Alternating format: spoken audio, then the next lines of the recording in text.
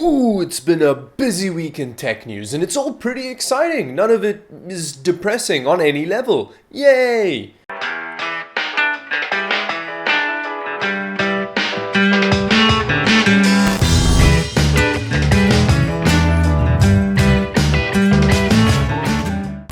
Now, the first and most obvious story to talk about is obviously the unboxings of the new Ryzen CPUs. Yes, I know that nothing important's been announced yet, but it's still exciting. We get to see our favorite tech YouTubers holding them and caressing them gently and then putting them in their mouths for some reason.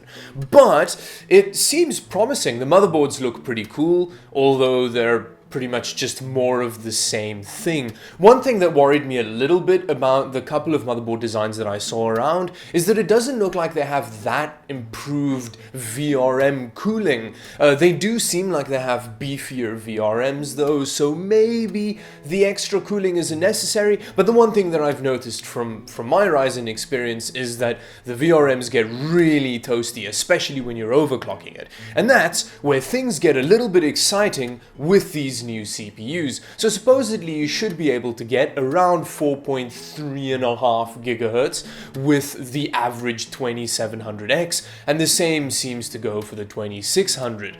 But yeah, we'll see how the actual overclocking results go when the embargo lifts on Friday. Hint, I might have one. Hint again, I definitely don't. And another exciting thing about the overclocking prowess of the Ryzen 2 CPUs is that some professional overclocker has gotten his hands on one, put it under some liquid nitrogen, and well, the results were fairly impressive. The CPU hasn't even been released yet, and he was able to get 5.888 gigahertz on his Ryzen 2700X. This is very close to the Ryzen overclocking world record, which is like 12 megahertz higher than that on an 1800X. So yeah, the CPU hasn't even been out yet, and it's already very close to the record for overclocking a Ryzen CPU, which is pretty promising, to be honest, because this seems like it's kind of a first try for this guy. And then again, staying along the Ryzen lines, there has been leaks around a new kind of motherboard platform for Ryzen, and no, I'm not talking about X470 because that's just kind of the standard one, but apparently they're going to do the same thing that Intel might be doing later this year and release a higher end version of their higher end motherboard lineup. So they're going to bring out, and again, this is a very creatively named motherboard chipset, the Z490 motherboards, which sounds a little bit familiar. I don't really know where I've heard that before. Maybe it has something to do with Intel, but not that sure. Anyway, the main update is that, well, it's gonna have more PCI Express lanes. That's kind of what it seems you're getting. But yes, still exciting. More motherboards for you to drool over, potentially. Maybe, we don't really know. Now, the platform that AMD is blatantly ripping off with this is the Z390 platform by Intel, which might be released at some point this year. Now, there's been the most concrete looking leak around an 8-core CPU for this platform in a while, and it seems as though it might actually happen. Now the thing is, there are two issues with the information at this point. The first one is that it's not clear which platform it's going to be released on. Whether it's going to be purely for the Z390 motherboards, which are probably going to cost more than the Z370 motherboards, or whether or not you're going to be able to get an 8-core 16-thread CPU on an existing Z370 motherboard, which would be really cool because if you're upgrading from something like an i5 8600K or further down, you can just drop an 8-core powerhouse of a CPU in there. And the second problem with this information is that it's still going to be a Coffee Lake CPU. Now, the Coffee Lake architecture is all great, but the biggest issue is that it's still going to have Spectre vulnerabilities, which means you're still going to have to deal with those really annoying Windows updates, which I had to deal with recently with the 3770K build back there, and it was super annoying.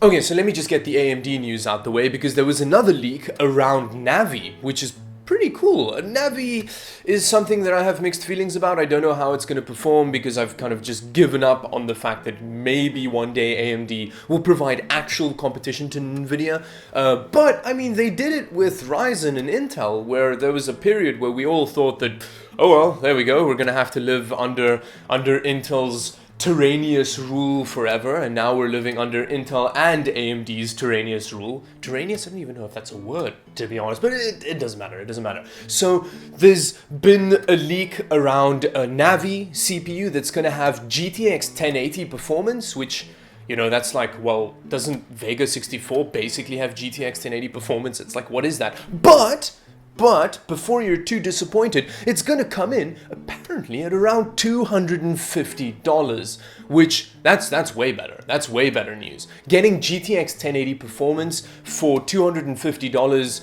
is definitely a good thing, and it will be a better way of bringing 4K gaming to more consumer levels. So let's see if this is true. That'll be really cool, because maybe it means that nvidia might have to price their current up-and-coming Ampere, Volta, and or Turing GPUs more competitively if this is something that Navi can do. Now, quickly on a side note, while speaking about graphics cards, Asus has actually confirmed their Arez lineup of graphics cards, which is essentially a rebranding of all of their AMD graphics cards so that they can move them away from the Republic of Gamers branding because of nvidia's Graphics Card Partners program. And the only thing I have to say about this is shame on you, nvidia, shame on you. And then there was even more news, because we've been seeing rumors and teasing and lap dances and stripping of a 4K 27-inch 120Hz HDR panel with G-Sync. It's been everywhere and everybody's been salivating at it, but it just seems like it would never come out. But it seems like it's not too far off, because they've been listed in places around the internet. So you can actually pre-order them now, which is really great.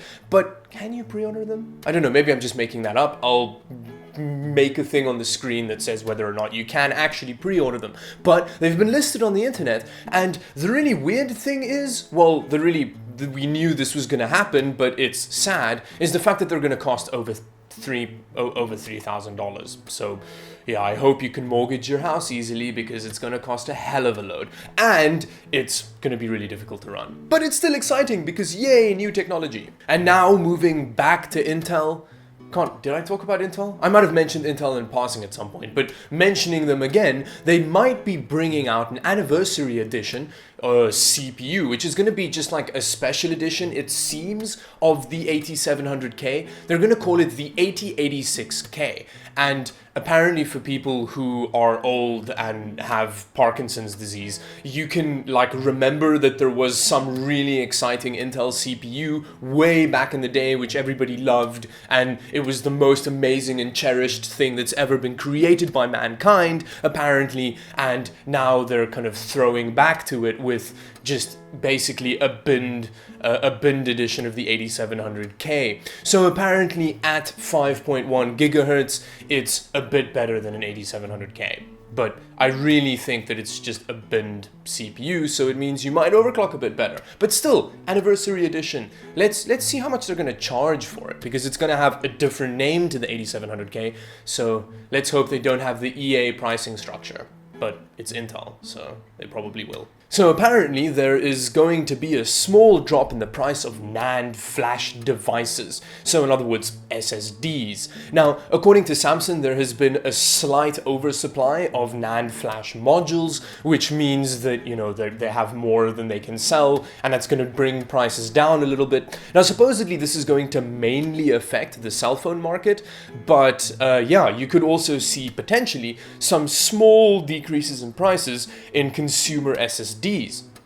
Now the thing is, they've made it clear that they're going to fix this oversupply issue fairly quickly, and that we shouldn't get used to our super cheap SSDs, which aren't super cheap, and they're only going to be a little bit cheaper. And somehow Samsung's making me feel like we're expecting too much from them, like somehow we're massively entitled for thinking that like technology can become a little bit cheaper, because they're going like, oh no, it can't really, and then we're going to bring out like a new 9-layer flash NAND thing, which is going to take over production, so we might get new SSDs, but then maybe not, and we shouldn't expect anything as a consumer, because at this point all a consumer has to do is kind of bend over a table and just ask for more at this point, and Samsung seems to wholeheartedly agree with that. The Windows Creator Edition update for spring has been postponed until an undisclosed time.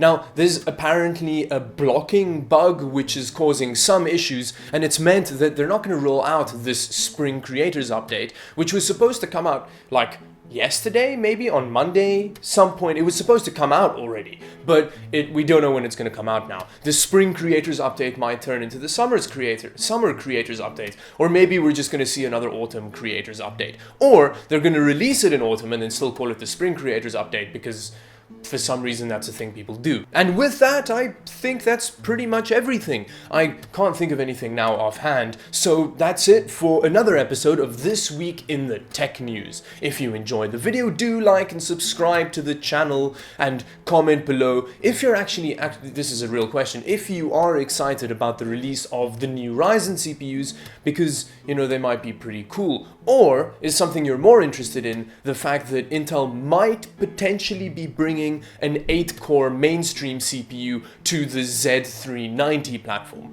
Ah, that's where I've heard the Z and the 9T thing before. Anyway, thank you for watching. Bye bye.